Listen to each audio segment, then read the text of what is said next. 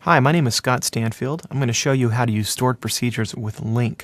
And the trick here is to use the same kind of OR mapping file that we've been using for all the videos so far, this Northwind DBML file. And I just really need one object here for right now. We'll use product. Now, our stored procedures in a database are down here, and we'll pick this one, get cust order hist, which is the customer order history. And I can just execute that to show you what it does. We'll pick customer number 1. And it'll run and put the output here.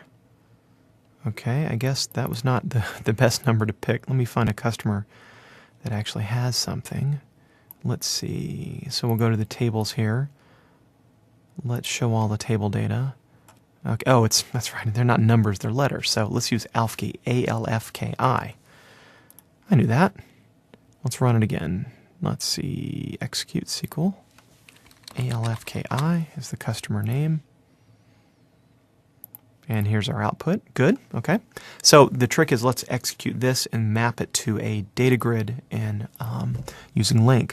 So let me close it, go back to the mapping surface. Notice on the right-hand side, if this does not show up, if you right-click, it's called the methods pane. So you show the method pane and simply drag that over to the right-hand side. And we'll save it. Now my web page has a grid view already in it, nothing else, very simple.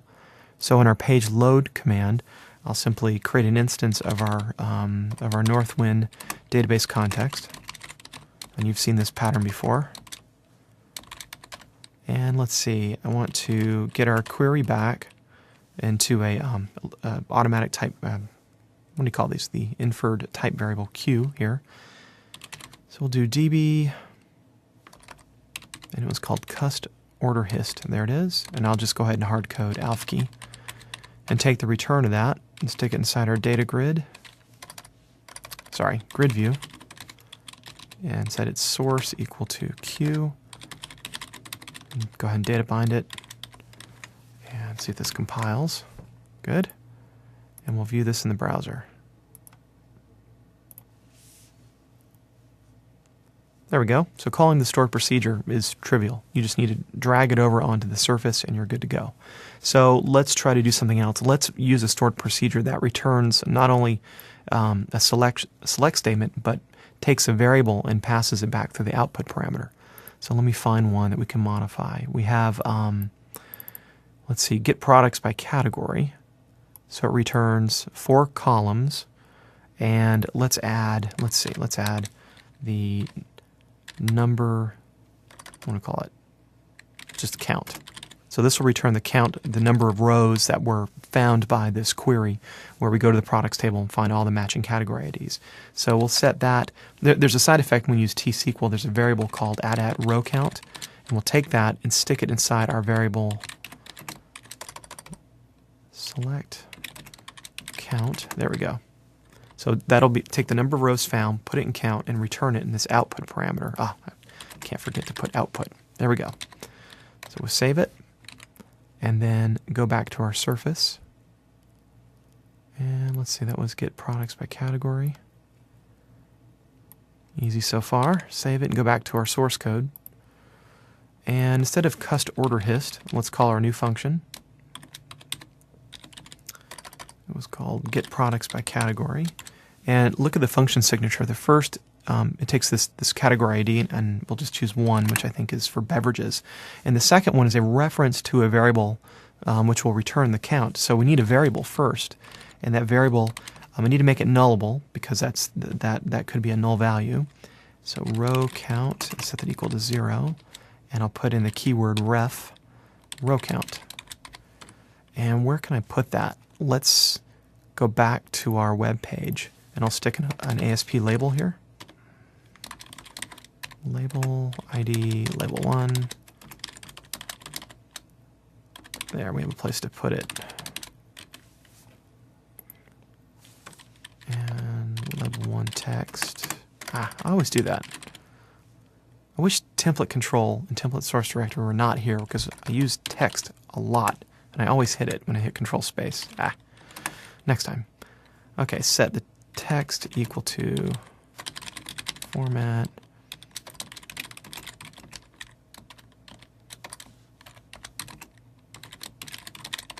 good.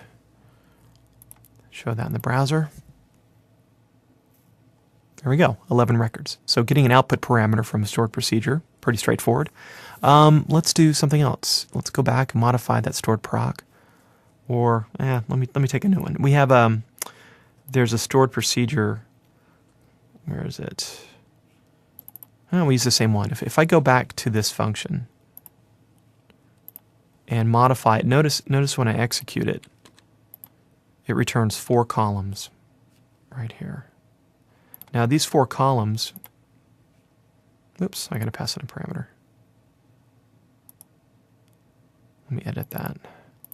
These 4 columns, product ID, product name, category, and unit price, those don't map to any specific object type. What we'd like to do, say, is use this query, but map the return value to the product that's inside the data model class product. So the only way to do that is to use star and make sure that you're returning exactly the same signature that you would expect from products. Once we do this, we can then map it to the product class. And the way we do that, we have to delete this. Let me re-add it. But this time, instead of dropping it here, I'll drop it on top of the product.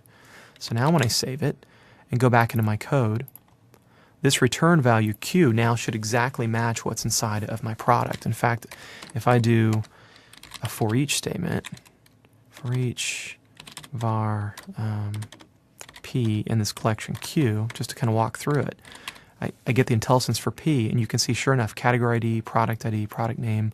And the benefit here is that I can take that return value and make modifications to it, and then submit the changes back to the data model. And that allows me to use stored procedures in the same way as if I had a regular select statement. So very, very handy. The final thing I want to show is, let me delete these, I won't need those. The final little bit I want to show is if you're using functions, which are right here, I have a function, really simple. It's just takes a string and converts it to uppercase. Granted, you probably wouldn't normally do this for SQL, but in this case, if you have any kind of function, you do the same kind of move here. You drag it over to this section here. So I now have my upper function. And if I go back into my code, right here, let's make a query P and DB products, and we'll create a new constrained selection that looks like name equals P product name, but I'll make this uppercase by calling our uppercase function. DB my upper function. There we go. Now this uppercase, it doesn't look. It kind of looks like this is a local function, and it's not. It's really code that's going to execute on SQL. So if I save this, in fact, if I hit a breakpoint here, we'll take a look at the query return value through our visualizer. We should get a sense of what that looks like.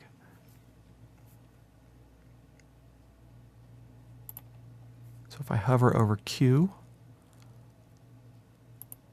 it doesn't look like I have the query visualization turned on. Well, you can see, though, I don't need it in this case because it's so short. You can see I'm calling the select statement. It's returning product name, and then it's just calling my upper function directly within the SQL.